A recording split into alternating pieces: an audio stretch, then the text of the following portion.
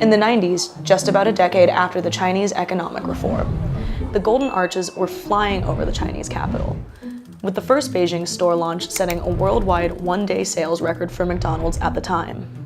As of 2017, McDonald's had 2,500 stores in China, with another 2,000 projected to open by 2022. The Burger Slinger currently holds a 5.6% share in China's fast food market. Today, 96% of the products sold at McDonald's in China are produced within the country. For example, 100% of the French fries served here are made from locally grown potatoes.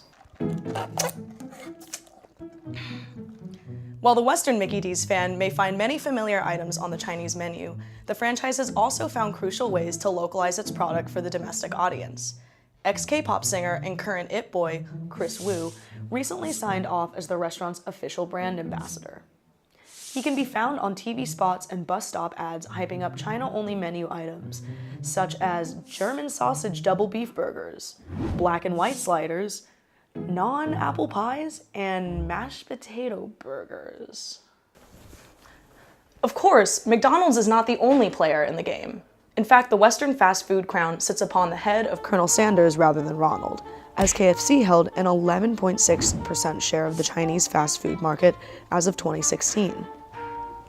KFC was actually the first American fast food chain to launch in China, opening in Beijing's Qianmen area on November 12, 1987. They sold 2,200 buckets of chicken within the first day of operation. Adjusting for inflation, that's over $26,000 of chicken sold in one single day.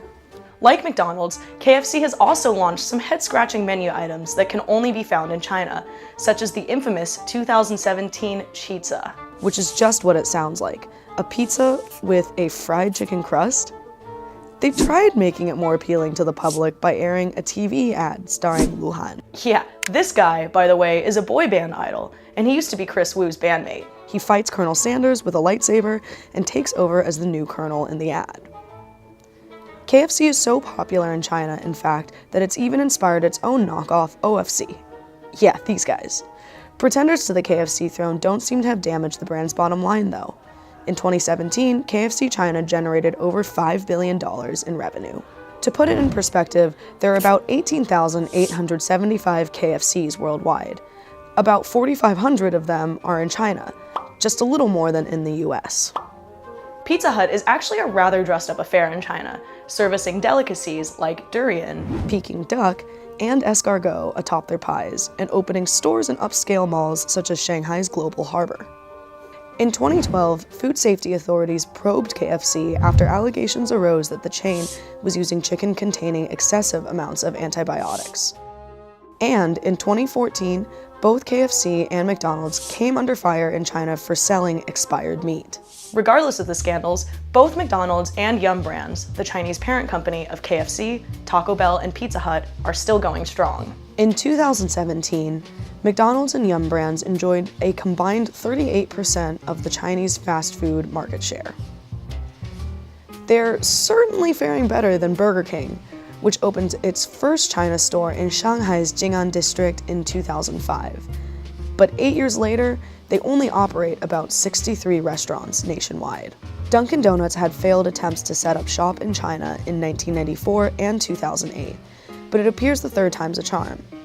The chain successfully took root in 2015 and now plans to open 1,400 locations over the next 20 years. Maybe the introduction of localized products, such as dried pork and seaweed donuts, will eventually get China running on Dunkin'? Warren Buffett-backed Dairy Queen has proven to be another unlikely, if modest, China success story. The chain entered the country in 1991 and ballooned to 500 stores by 2012.